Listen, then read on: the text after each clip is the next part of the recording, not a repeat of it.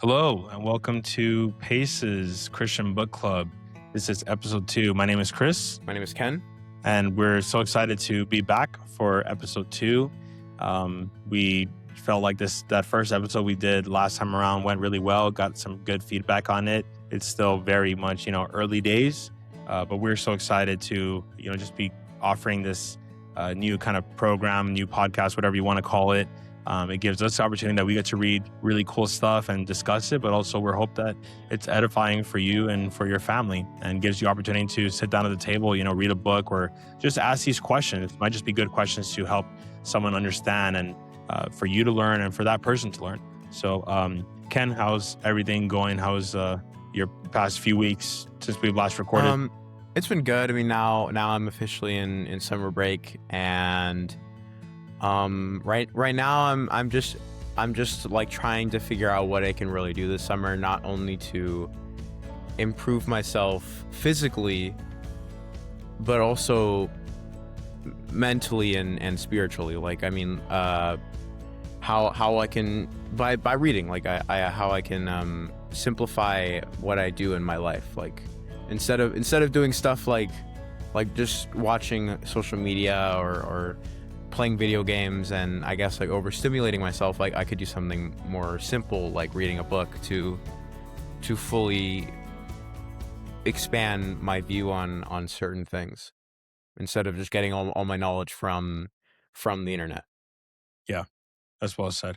And how did you feel episode 1 went? I think episode 1 was good. I mean, I might have gone into some tangents, but I definitely think that for this episode and next episode, we will be trying to streamline our questions and not ramble as much as we did. And I probably will ramble this episode, but we'll definitely try to improve that. Maybe we'll mess around with the time of the episodes, and we want to hear your thoughts too, as we not only trying to divide the chapters by episode, but also like how we want to expand this book so we can move on to other books that we want to jump into that we'd find exciting. Yeah. Yeah, totally. Yeah. Feedback is definitely welcomed. But more feedback, just like asking your own questions or just kind of, input that you have kind of, we know that, we're going to just keep improving, but yeah, just reflections. Like that's what we want to hear more than anything. It's just like, what are you taking away? Is there a question that prompted you or, man, when you guys discussed this, like that made it more relatable, like things like that. That's really what will help shape the future of the podcast kind of moving forward. So in any case, with no more further ado, let's jump in. You ready? Yeah, let's go. Sweet. Let's do it.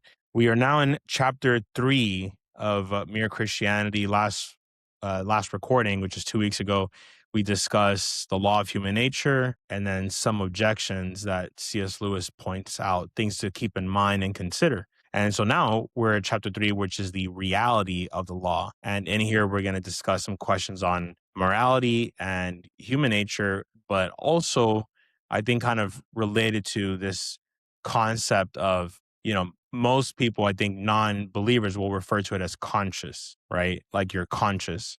Um, as believers, we identify as something else, but we'll talk about that, right?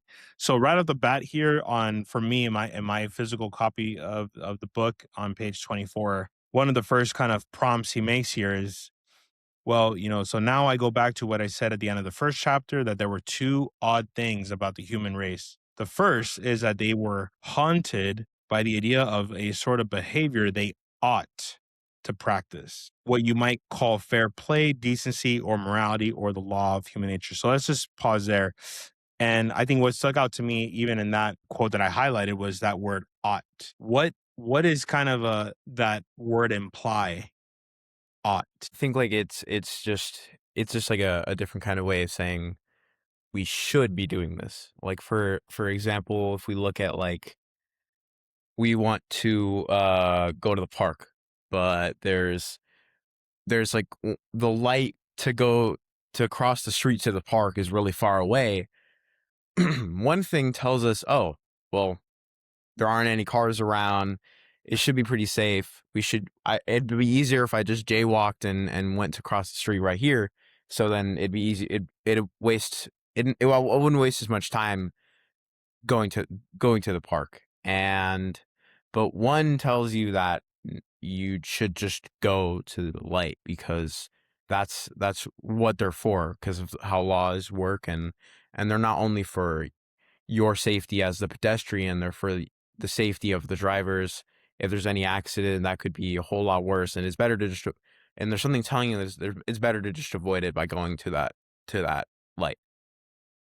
Sure. Yeah, it's a good way of kind of, framing it, right? It's this kind of moral obligation, right? Like the behavior we ought to practice. And then he says, second, that they did not in fact do so. So he kind of posits this idea here that the human race is unique because we kind of agree that there's behavior we ought to practice, but so many of us don't do it.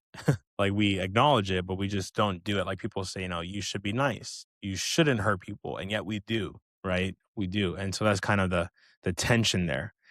So my question to you is just kind of on this kind of thing here is how do we discern between, let's just start with the first part, like how do we discern what we ought to practice, as C.S. Lewis points out? Um, Like how do we identify the things that we ought to be doing or practicing? I think we can identify it by, I guess, like your environment. Like, oh, there's an old lady crossing the street. Well, something's telling you, oh, why don't you go help that old lady? Well, then you probably should. But then there's something telling you, oh, you got to go to work. You're going to be late if you help that lady. Well, that's like kind of your morals of helping the old lady, and then the obligation of going to work struggling. Like, should you go to work, and as your obligation as a worker is that you should be on time, because you're just wasting you're not like you're not doing what the company has paid you to do, but your morals are telling you that you should help that old lady. Like, I mean, you need to respect your elders, and it's a lot nicer if you go and help that lady. I mean, a lot more, not only to you, but I guess even bystanders or something, that you're helping. You're wasting your time to help that old lady. Sure. Yeah. And I think that I like how he puts it here going on in that paragraph. He says, I am not concerned at present with blame. I am trying to find out truth. I love that. I feel like that's a quote that should be like on bumper stickers, I am not concerned at present with blame, but I'm just trying to find out the truth.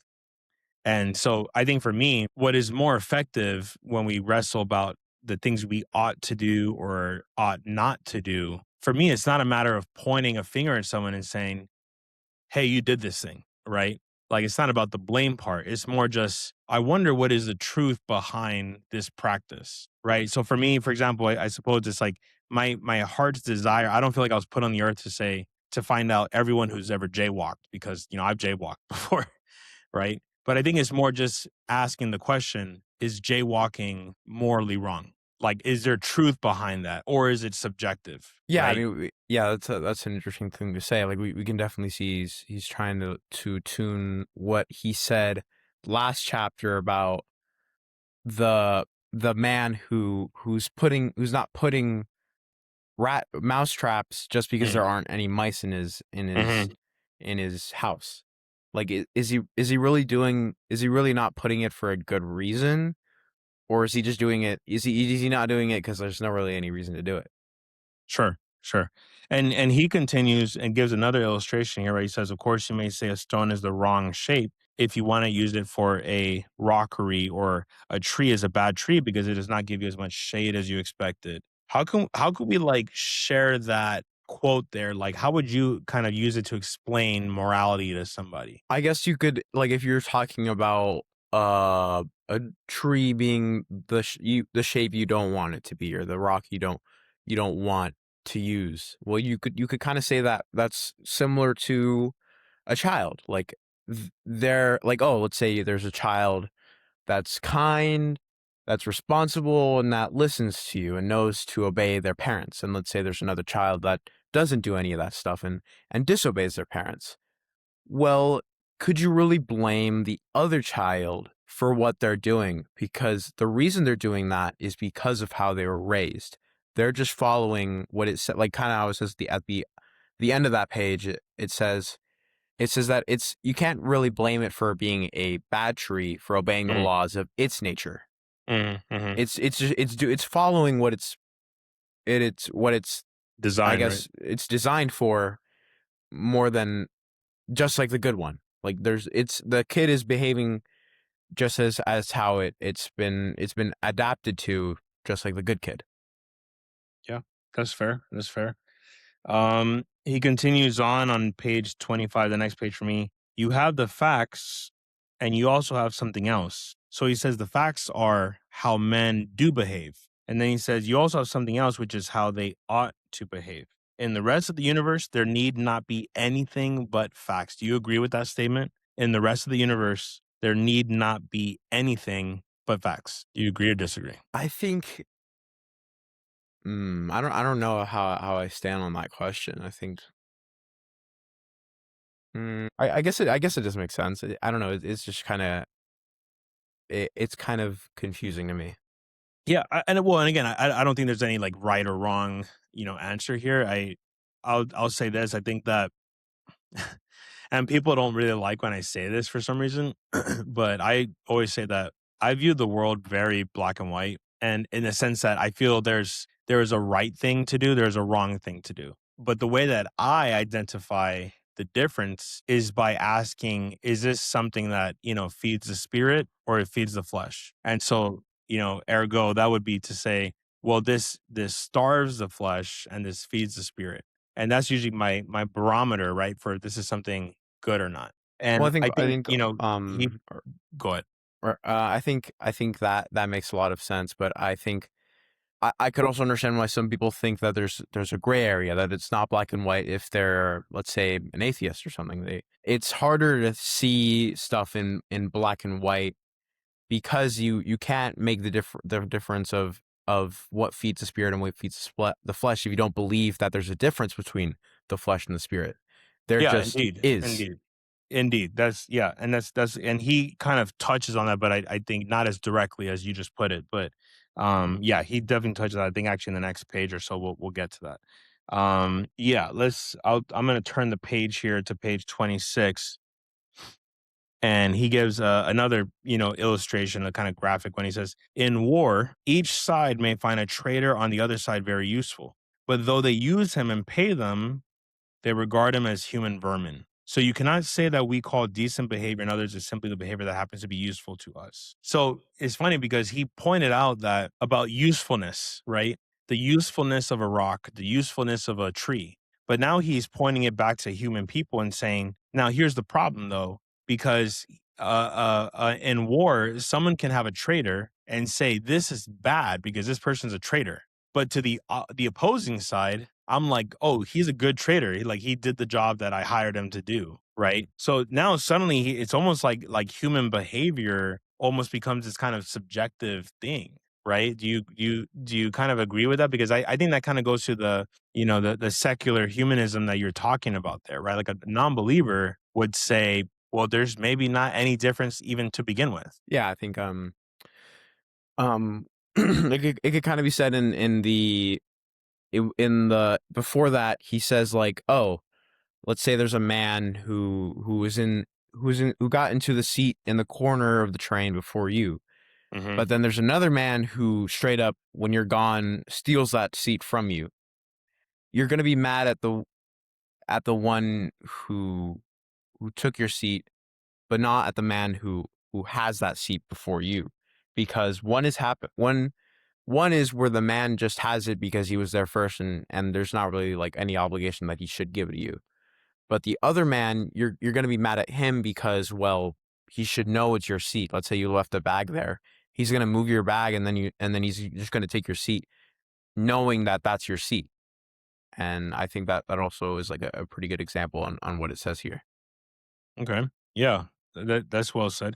He continues on. He says, now, of course, it is perfectly true that safety and happiness can only come from individuals, classes, and nations being honest and fair and kind to each other. It is one of the most important truths in the world. So I'll ask you two questions. First, do you agree with this statement that it is perfectly true that safety and happiness can only come from people or nations that are being honest and fair.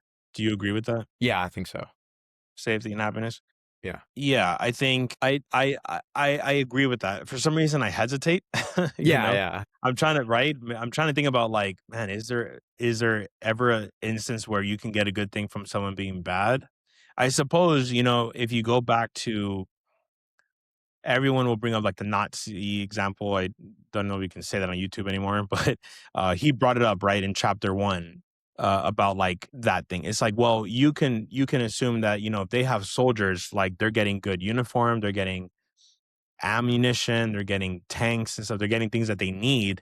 So for that young person who was kind of coerced into that really wicked ideology, it's like, well, they're thriving. So they have, safety and happiness. But we know that those people were not engaging in honesty and fairness nor kindness And I think, in a yeah, because way. that's definitely true. Because if you join that, then you should be able to slowly see, oh wait, this is incredibly cruel, and that's your choice to stay into it, and then that'll slowly take out the joy and happiness of the frugal stuff that you have. Like, let's say they give you food, they give you a bed, they give you a home, they'll give you benefits to your family, but you still know that you're getting it from a really bad source that takes out the joy from that, Yeah, and and that he you'll know that argues that's not on like true.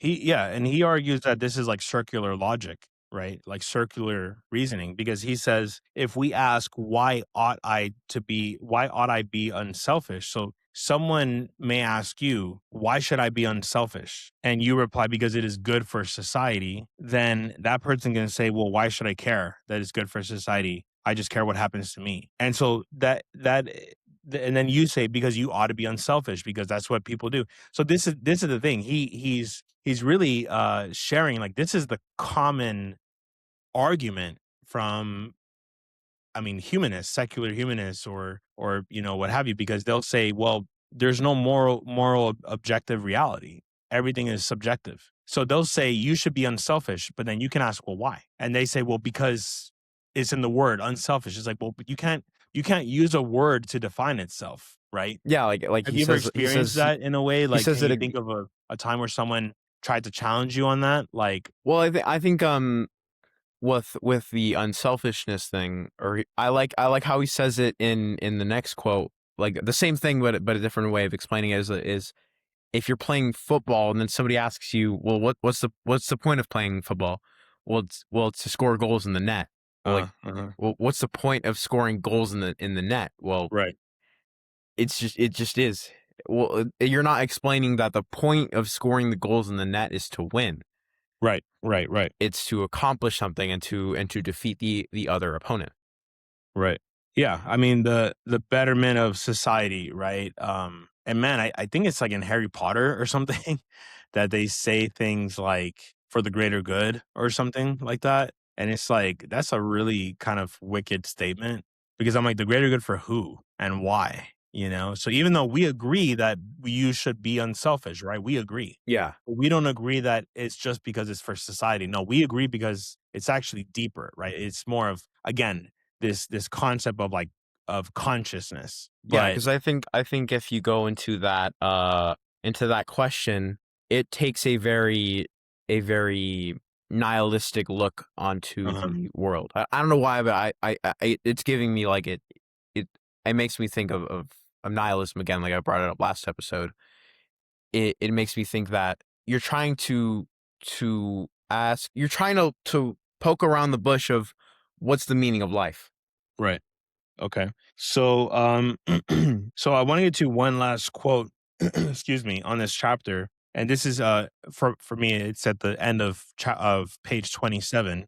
It's the final paragraph. He writes this: consequently, this rule of right and wrong, or law of human nature, whatever you may call it, must somehow or other be a real thing, a thing that is really there and is not made up by ourselves. And yet it is not a fact in the ordinary sense, in the same way as our actual behavior is a fact. So whatever we kind of refer to it, like, it's an actual thing. He's basically saying, like, there is a moral standard, right? How do you how would you answer someone if they ask you, is there indeed a moral order or a moral standard? Well, I think I'd ask them, well, do you think it's bad to murder somebody? And Mhm. then if they say yes, well, then that's an example of your morals. And then I could ask them, why is it bad? And then I ask them, why is it bad to murder somebody?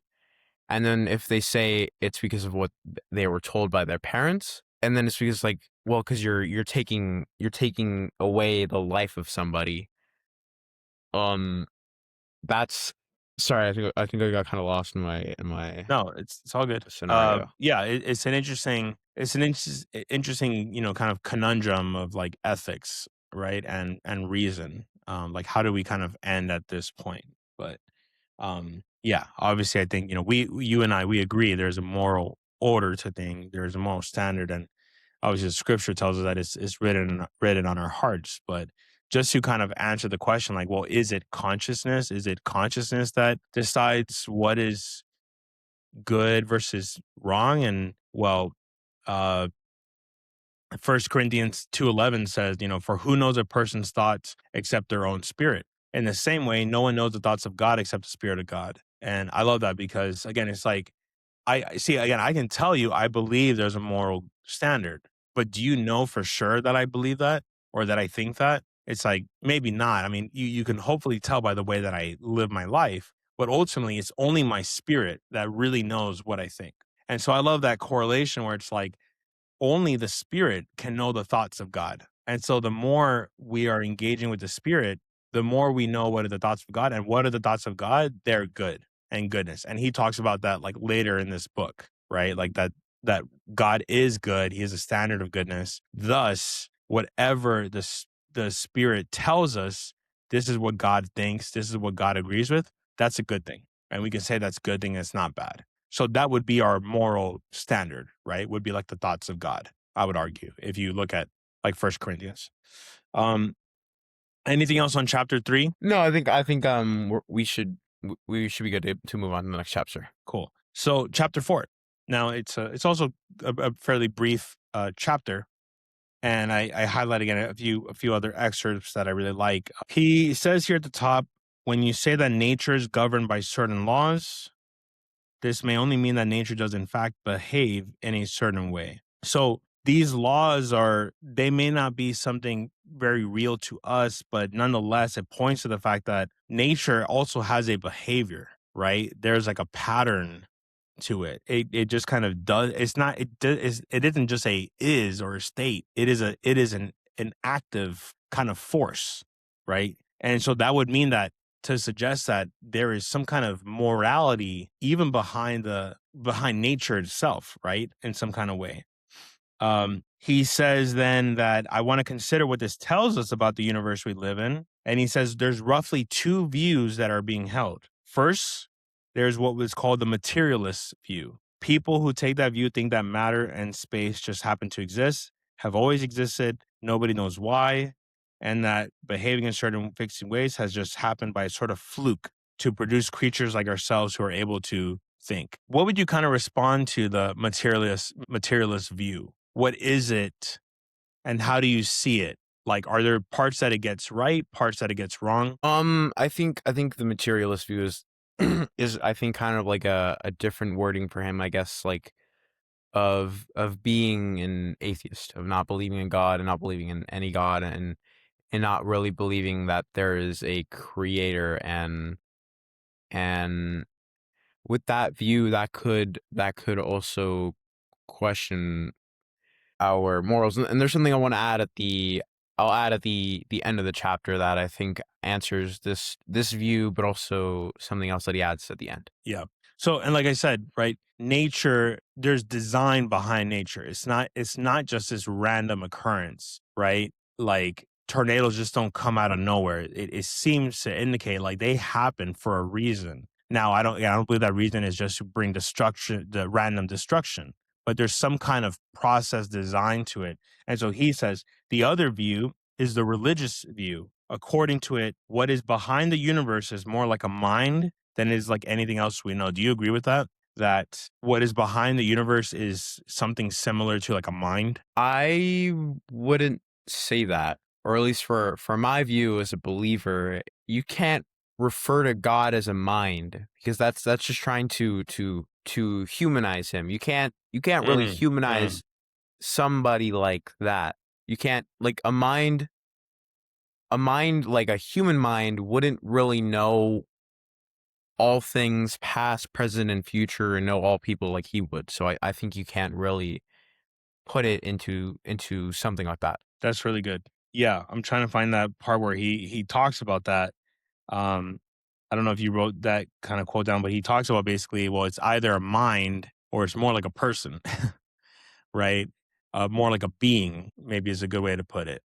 I agree with you. Like a mind is something a person, a human has. Yeah. Now, I think God has a mind, but the way that again things function is it's less of like thoughts. It seems to be more like there's personality there, right? In some kind of capacity. He then talks about science. He goes back to kind of the materialist view and he's like, let's talk about science. He says, you cannot find out which view is the right one by science in the ordinary sense. Why is that? Why can't we find out which view is right just using science? Well, I mean, like, because science doesn't have morals. Science is just like he says it right here perfectly. Oh, I did this at such and such time, exactly at the right moment, and such happened. Right. It's just you're experimenting to find what just happened, not why it happened. You're asking what, not why. That's good. That's good. Yeah, and so observations. Science is just observations, and again to clarify, which is a good point. Do not think I am saying anything against science. I'm only saying what its job is. No, science is a tool, right? I believe believers should be familiar with science. We respect science. We embrace science in every facet of it. But ultimately, science is merely a tool and an observation tool. It says, just like you said, this occurred on January 15th at 2:20 a.m. This is what I recorded and I observed. And I think good science is something that allows for experimenting, right? Like you can experiment with science. You can make an observation and then run the simulation again and then make another observation, right? And that should hold for generations to come. You should be able to do the same test over and over again because it's not making a claim. Science doesn't make a claim. It merely points to observations. So, like you said, we can't actually use it to come to conclusions on especially things related to morality. But I think that effective and good and true science will always point us to what is actually true and supernatural and objective, right? Yeah, I think that makes a Um, lot of sense. Kind of continuing there, he writes, if there is something behind, then either it will have to remain altogether unknown to men or else make itself known in some different way. Did you kind of catch that as well? That whatever this something behind force, behind nature itself, that either it's going to have to choose to be unknown or it's going to have to choose to reveal itself. Do you agree with Yeah, that? I think that makes a lot of sense, and I do agree with that. We can see that he goes over that later, and I'll add on to this in a bit Yeah. in the next page. Okay. So he then goes here at the bottom of page 29. He says, that one thing is man. We do not merely observe men, we are men. This thing that we can learn from external observation. In this case, we have, so to speak, inside information. We are in the know. So there's something unique about the human condition or the human experiment, which is that not only can we make observations about men, it's like we are men, we are living as men or women, right? One of those two. Like you are living as a man or woman. So not only are you part of that thing that we can observe, like anthropology, right? But you're actually living it. So you should be like really familiar with there's something behind all of this, Yeah, it's kind of right? like it's like let's say you're sick or you have a certain pain. You know your body better than your doctor does. You know everything that you know exactly how you feel, exactly, and you can use that to pinpoint what's going on because the doctor doesn't know how you feel. You know how you feel, so you need to explain what's going on. Right. And he continues saying, we want to know whether the universe simply happens to be what it is for no reason, or whether there's a power behind it that makes it what it is. Why do you think that that's like the main, I would argue, I mean, what is the biggest question everyone has? Probably like, what is my purpose? Right? Like, why do I exist? But then I would think even behind that, it would probably be, do things happen in the universe randomly, or is there power behind it? Why do you think that is such a huge question for humanity? I think it's just because he says this later into the chapter where it's like it's a sort of comfort. It's like if we're doing something bad, it's better to say that we don't have a god and we won't be judged, and it's okay to do that thing. And then it's if we're having a really great time, it's better to know that we aren't here with we have like a creator that is that is doing this for us. And Yeah, my I question there is, mhm, if you know it's bad, so you're doing it and you know it's bad, why are you trying to comfort yourself mm, into believing that there isn't a creator? That mm. that means that you think there's a creator, you're trying to deny that there isn't. I like that. Yeah, that would be a hard thing to kind of wrestle with, and it reveals kind of like you said the things we avoid that we try to. Again, I think it ultimately goes down to like we just don't want it to be true. Yeah. Because if it is true, that means that we ought to act a certain way. But I would go even further and say, I like Isaiah 43:21. It says, "The people I formed for myself, that they may proclaim my praise." I believe humans were created to worship. We were created to praise. That's why we always want to give worship and praise to everything else but God, right? We want to worship money.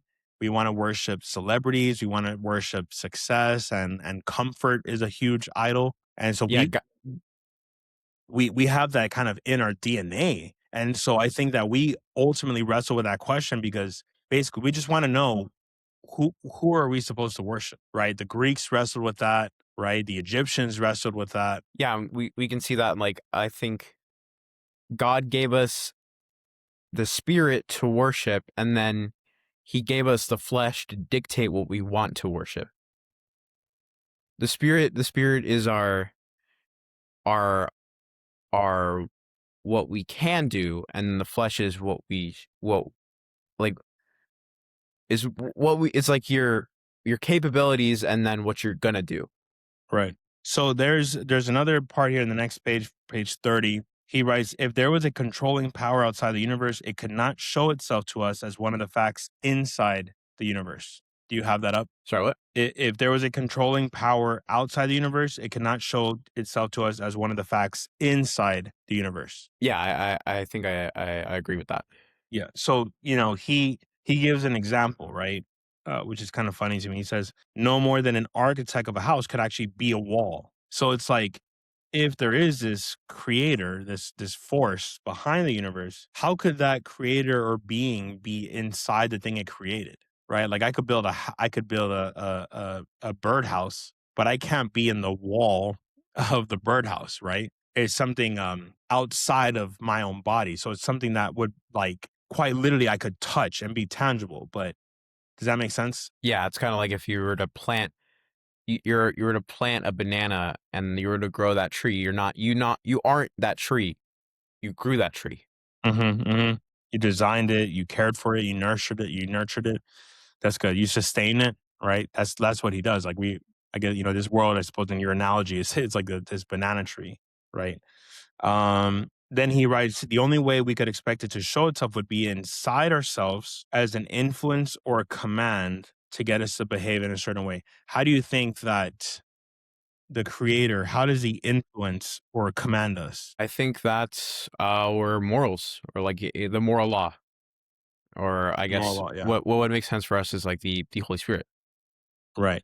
And how about this? Do you think that morality is kind of the best evidence we have of a creator? Or do you think there's something else that points more to a I creator? think I think that there's something else, because morality uh morality is different for everybody. Everything that we think is okay and we don't think is okay is going to be different for everybody. Very, very, very, very, very different. Yeah. Yeah, that's fair. I mean, well, I think morality either is or isn't, right? Like, so if there is morality, it's either good or it's wrong. And God being objective and outside of this world, like he is that standard of morality. And so, but to your point, if you don't believe in God, if you don't believe that this is all intelligent design, then maybe morality is not even a question you really wrestle with. You kind of just do things. You Yeah. do what feels right, right? Getting to the next page, we're almost kind of wrapping up this chapter here, page 31. He goes, life force, philosophy, or creative evolution or emergent evolution. People who hold these views say that small variations by which life on this planet evolved from the lowest forms were not due to a chance, but to striving or purposeness of a life force. If they do, then a mind bringing life into existence, leading to perfection, is really a god, and their view is thus identical with the religious. So that's interesting, right? He's talking about life force or emergent evolution. And so, if evolution is true in the way that science often says, where, natural selection, right, or survival of the fittest, like not only do things exist, but they exist to improve and to progress and to grow.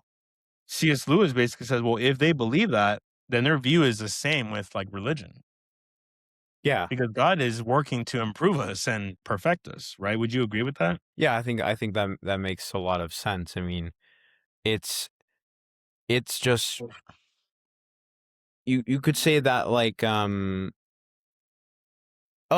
uh well then why isn't humanity as a whole improving? Why aren't we all on the same standpoint already? You could say that Yeah. to like for to I think you could say that to evolution. Yeah, and again, he unpacks it more in in this final page. But I'll ask just this one last question, and then if we have any last thoughts, we can submit that. But the very last quote, he ends this chapter by saying, "Is the life force the greatest achievement of wishful thinking the world has yet seen?" So in other words, kind of like slamming it, right? Saying that this is just wishful thinking, that we attribute our progression as a species to life force or emergent evolution rather than a creator who is working to improve us. Do you consider it to be wishful thinking? I do think so, because I think it's escapism. Like it's just we're trying Oh, it's good. to escape this feeling that deep down, I think everybody feels it a little bit, that there's somebody that made us. Like you can't really deny, or like, I mean, I think there's something that's going to tell you there's somebody that made you, and it's going to be the tiniest little knock to an outright open door. And I do think that he's right about it being wishful thinking. It's just escapism. That's what I think it Yeah. is. And it's interesting because he really hasn't, like you said, really talked much about Christian theology yet, or even like things like sin all that much. He's gonna get into that into the next book, like what Christian believes. But so the next chapter is we have cause to be uneasy, and he's gonna start to set up this premise about how the moral law and how Christianity kind of engages with that. But obviously, I think that the whole kind of idea here was that, can reason alone produce a morality? Can knowledge, science, evolution, can these produce morality? Wait, is Yeah, that a like question for as a me? question, right? Like, Uh, can reason alone produce morality? I don't think so, because like if you believe in evolution and you believe that there isn't a creator, then why is there still something telling you you shouldn't kill people? Like there's something telling you that. Like heck, I think there could be something telling you that even if you weren't raised that way. If somebody didn't outright tell you you shouldn't be doing that, there's still something that's going to tell you not to do that. Right. Yeah, and ultimately, again, I think we would just conclude with I think consciousness is a clue, right? Is simply or science, right? And observation. These are just clues that point to the actual truth, which is God's existence and that he has a spirit that knows his inner thoughts. and it's that spirit that helps us in discerning the moral law, right? So that's all I have. Do you have anything else to submit? No, I think we could just wrap it up right now. Cool. So with that, we look forward to in 2 weeks we'll publish chapter 5, and then with that we'll already wrap up book 1 of Mere Christianity. Cool. So really grateful for the few people who have been listening so far. We've only shared it with a very very few people. It's still kind of like in early access right now. But as we get into like the next month, we're definitely going to start to hopefully promote it a little bit more. So yeah, just be praying for increasing wisdom for us and patience and time as we put all this together. And we hope that you're being blessed and edified by it. And I would encourage you and invite you to follow along for this journey because we're just getting started. So with that, my name is Chris, and this is my Peace. co-host Ken, and we'll see you on the next one. Take care, guys.